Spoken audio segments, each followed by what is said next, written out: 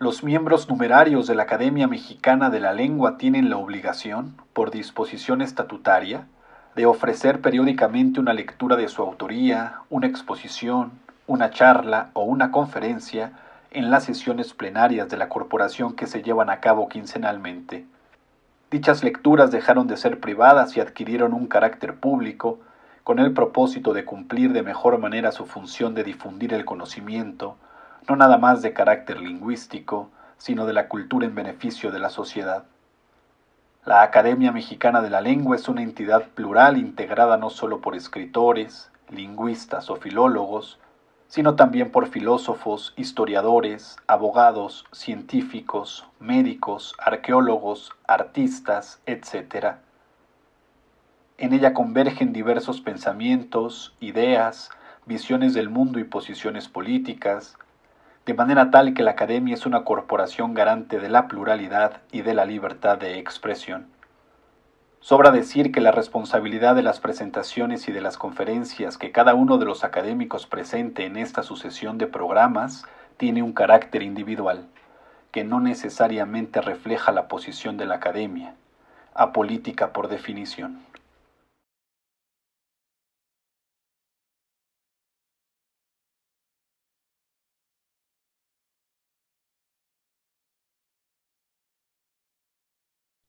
En la balanza desigual.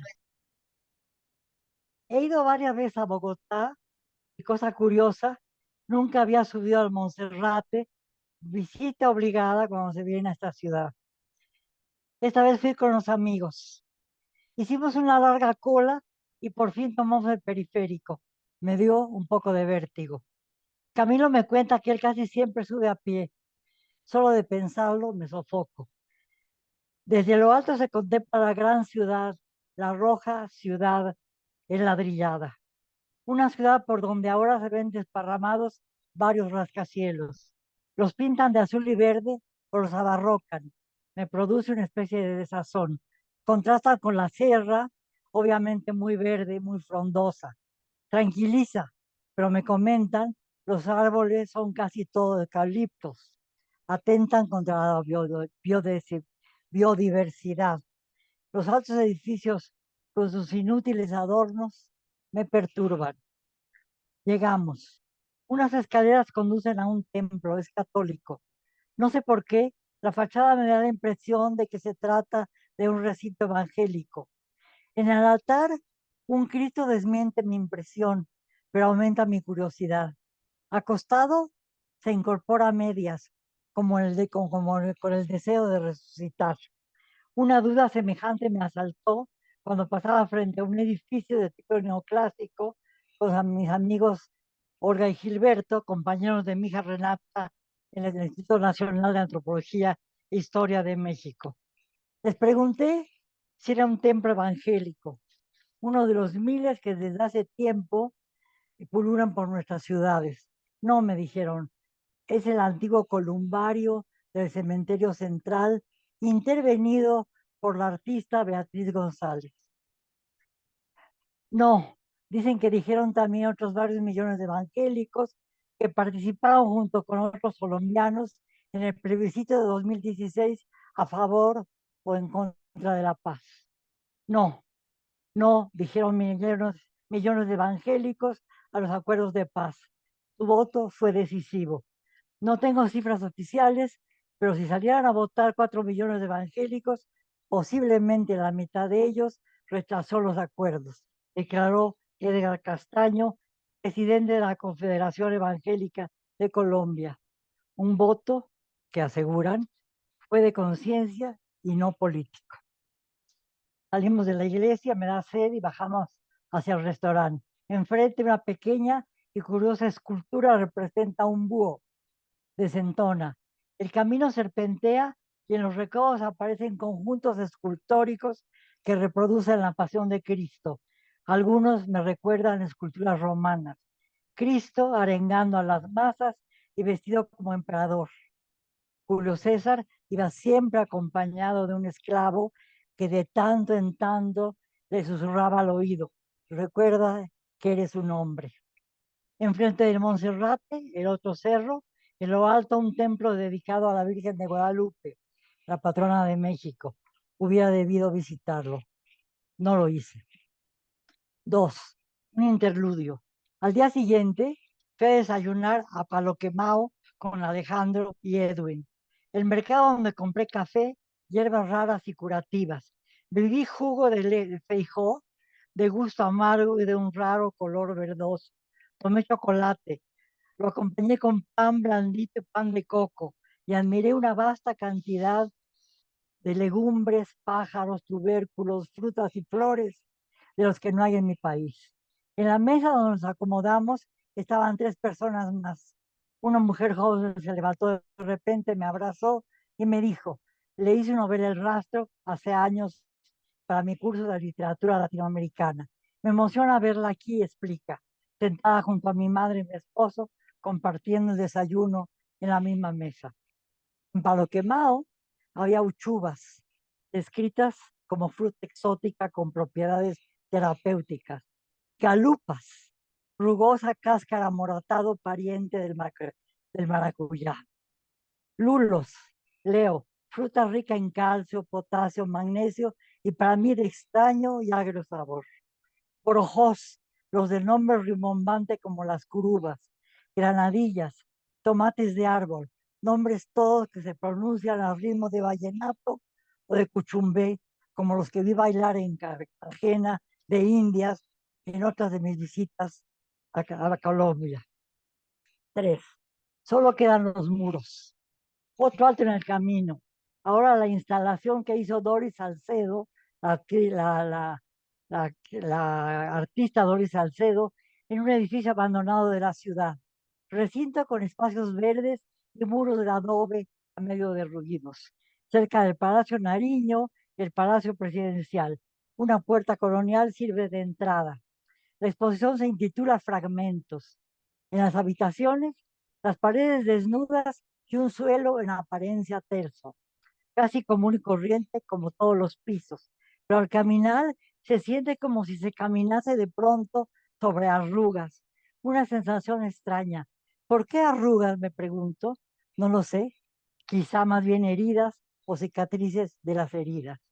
Un suelo forjado con las 37 toneladas de las armas entregadas por las FARC, armas fundidas a fuego lento, casi de crematorio, armas martilladas tenaz y ferozmente por 20 mujeres que fueron torturadas y violadas en las distintas regiones asoladas del país durante los muchos años que ya dura la guerra civil.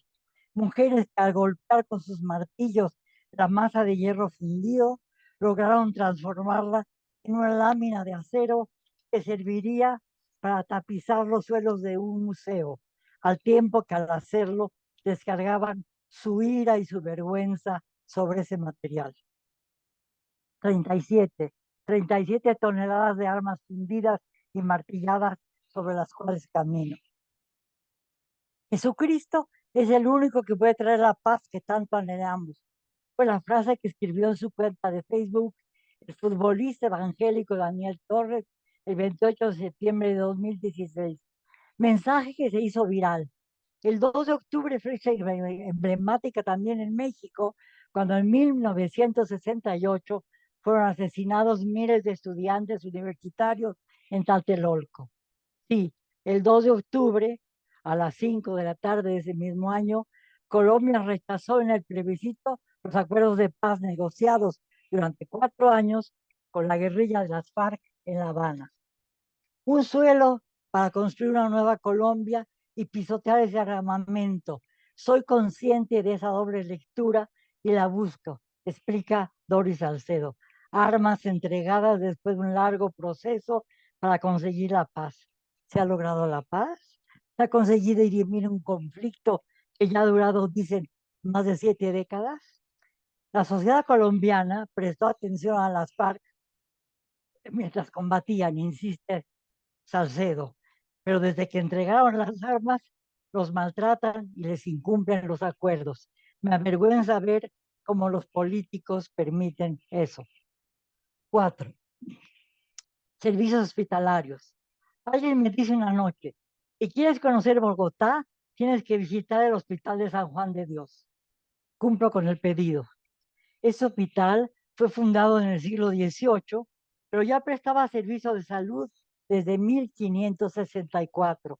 Fue clausurado en 2004 por conflictos laborales, problemas de presupuesto y quizás por desavenencias políticas. Me suena familiar este procedimiento que consiste en destruir instituciones centenarias de primera importancia para las comunidades por intereses ajenos a ellas. Actualmente se encuentran casi en ruinas la mayoría de los edificios en los que se albergaban las distintas especialidades médicas. Ciertas construcciones se están rehabilitando. Nuestro guía nos explica que el costo de la reconstrucción será compensado cuando los recintos sean de nuevo habitados, rentados o comprados, estén al servicio de los enfermos y puedan seguir operando los laboratorios de investigación. Recorremos los edificios a medias restaurados. Entramos a los que siguen en servicio de forma habitual, como si nunca se hubiese detenido el movimiento. Rozamos luego otros, todavía en ruinas, y verifico cómo en el espacio de unos cuantos años se produce el deterioro, la desolación, el abandono. Policías deambulan por los terrenos baldíos con sus perros. Lejos se advierte un campo deportivo, un terreno con alta maleza no devastada. Quizá ahí aún se juegue fútbol. Más lejos vemos tendederos con ropa. Muy pronto quizás recobrará su antiguo esplendor para convertirse otra vez en una red hospitalaria, ahora dirigida por la Universidad Nacional de Colombia y administrada por la Secretaría de Salud. Proyecto iniciado en 2014 por el exalcalde de la ciudad, Gustavo Petro, ahora presidente, antiguo guerrillero. Entramos a la iglesia.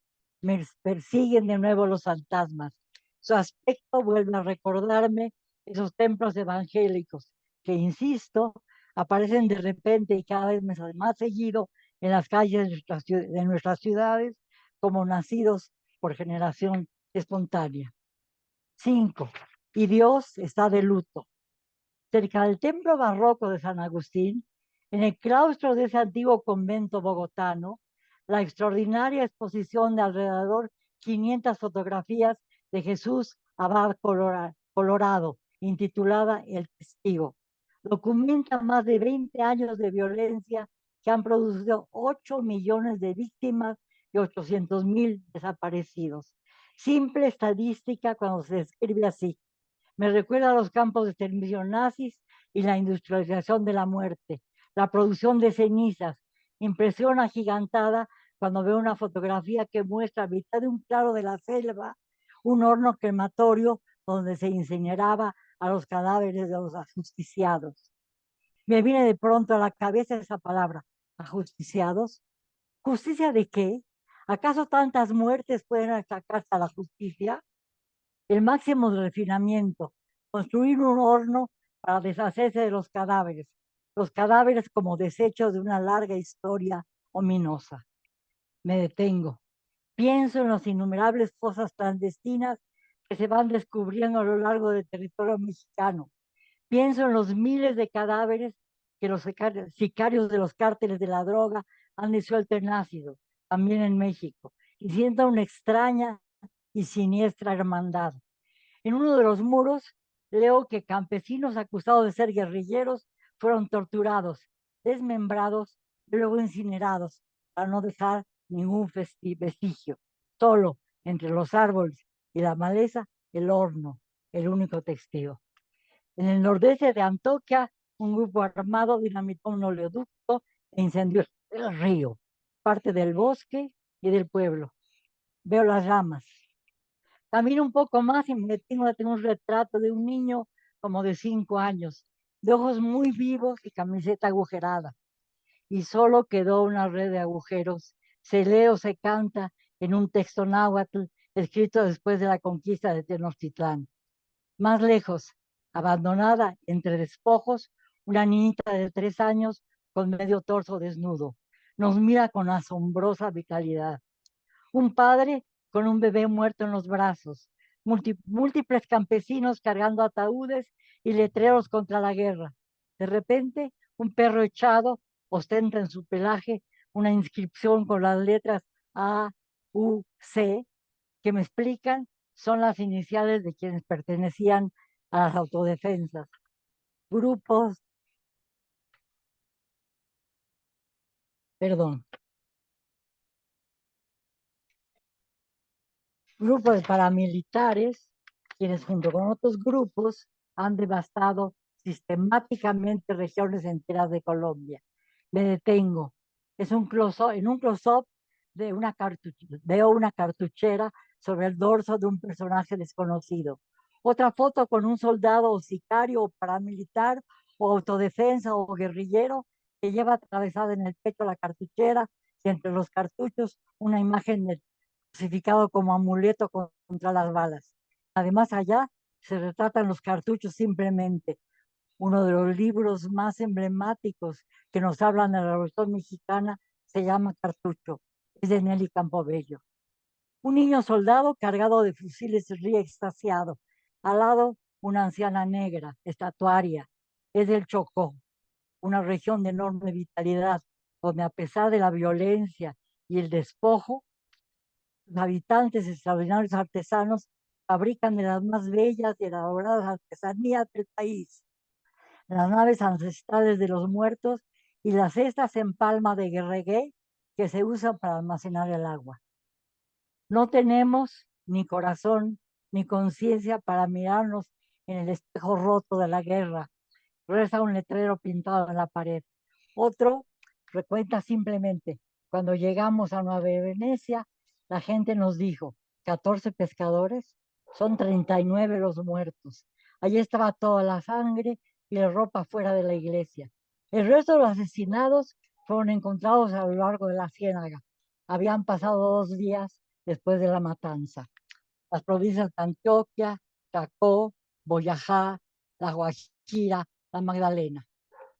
Pienso de nuevo en Vietnam, en los campos de exterminio, en las aldeas devastadas, en una sala escolar destruida de la que solo queda un pupitre abandonado, o en muchos desplazados caminando con sus pertenencias, un cochino o un refrigerador sobre los hombros, una procesión que avanza cargando ataúdes en medio de la nada, botes, lechos, tinas, viudas, huérfanos, gente que coloca entre dos palos una cuerda de la que cuelgan unas gallinas, unos chivos o unos ajusticiados. Un hombre frente a un ataúd a la intemperie que sirve de mesa. Filas de canoas con gente, comida, objetos y animales navegando por el río Magdalena. Casi un mar. Mujeres de rostros escuetos que cargan niños. Veo las procesiones en fotografía, pero hace poquito acabo de estar en el MUAC y vi una exposición de Beatriz González, donde ella también retrata exactamente lo mismo que vi en las fotografías de Colombia. Por ejemplo, hay una sala enorme, maravillosa, en donde se reproducen casi 200 veces la misma imagen, varios hombres cargando en parihuelas restos de seres humanos y repetidos como 200 veces da una impresión verdaderamente terrible y la sala está completamente vacía, pero la pared es una pared inmensa, repleta de fotos, donde está, digo, de cuadros, donde se repite la misma escena, parihuelas con dos hombres que cargan cuerpos humanos. Pienso que quizás algo por el estilo, quizá pronto pase en México y que veamos en las calles de México parihuelas con cuerpos colgados como se cuelgan en Colombia. Creo que no hemos llegado a la violencia que se ha llegado y a la cantidad de años que la guerra civil ha permanecido en Colombia. Sin embargo, siento que estamos en un momento de gran peligro y siento que quizás este hecho de cargar en parihuelas a los ajusticiados, llamados injustamente así, puede ser pronto una escena que veamos en la Ciudad de México. Beatriz González acaba de cumplir 92 años. Yo tengo 94. Somos estrictas contemporáneas. Quizás con este tipo de recuerdos pueda yo hacer una autobiografía, pero no sé si ese tipo de recuerdos funciona bien para una autobiografía. También quería decir que al leer a don Alfonso Reyes, porque es una autobiografía pulverizada, al leer a don Alfonso Reyes me acuerdo de la palinoria del polvo y de que él dice que una de las cosas más importantes de México es la capacidad que tenemos de pulverización y que uno de los elementos más importantes de pulverización es la comida nacional por excelencia, el mole, que está hecho con la pulverización de toda una serie de elementos comestibles. Entonces pienso que quizá mi libro sea un libro ilegible, pero de todas maneras lo seguiré escribiendo. Muchas gracias.